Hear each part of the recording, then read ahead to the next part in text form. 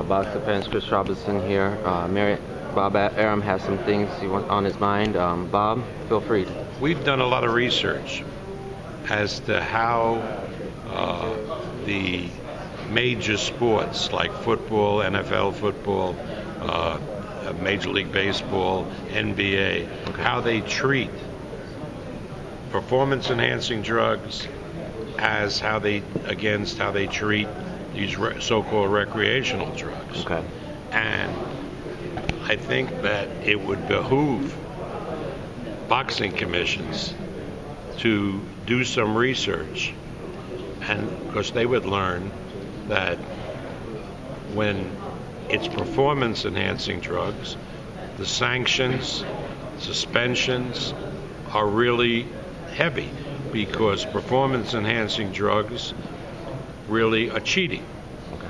And also, if you take diuretics, you have to punish the use of diuretics. Okay. Not because diuretics per se is performance-enhancing, but they mask performance-enhancing drugs. Okay. And that's why they're banned. Now, when it comes to recreational drugs, the policy of the leagues, which in my opinion should be adopted by the commissions, is that it doesn't merit a suspension, it doesn't merit a fine, but we have to treat the individuals, and to get them, if we believe that way, not to use recreational drugs. Okay. And that's rehabilitation and going into rehab and making sure that they don't use them if that's what we believe. That's what the leagues do. Okay. In other words, they treat the marijuana, the recreational drug, completely different from the way they treat performance-enhancing drugs. And I suggest that the commission, particularly in Nevada, do the same. You don't suspend for the use of recreational drugs, particularly if the evidence shows that it was taken well before the fight. Okay. You don't suspend, but you do require the athlete to go to rehabilitation, to go to a program where he won't ever use it again. Okay. And did this come on the heels of the Chavez Jr.? Absolutely. Okay. Absolutely. We've done now our research. Okay. So it's not just baloney. It's not just how we feel about marijuana and drugs and so. Yeah. That's what we've been looking for here.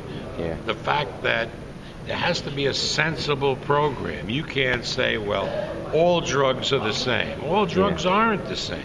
Performance-enhancing drugs, that could be the same. Okay. But not recreational drugs. That has to be treated differently, because what happens if you suspend a guy for a long period for smoking a joint and he can't then pursue his career? What will he do usually?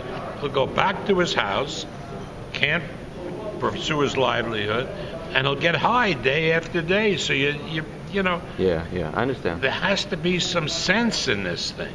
Okay. And have you talked to Chavez? Do you have any idea where his mind is at these days? I know where his mind is. I mean, he smoked a joint, or he took some marijuana in order to go to sleep a month before the fight. Okay.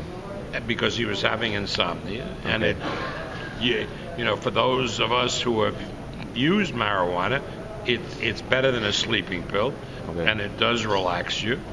And now he knows that there's a prohibition against it. You know, the question, I don't want to get into, should there be a prohibition against it? So he won't do it again. Okay. He'll take a sleeping pill. Okay. Do you think the commission will listen to you, though? Well, I have no idea. I think they should. I have high regard for the commissioners. And I think they're very smart people, very understanding people. And I would hope that this type of argument that Chavez's lawyer will be making resonates with them. All right.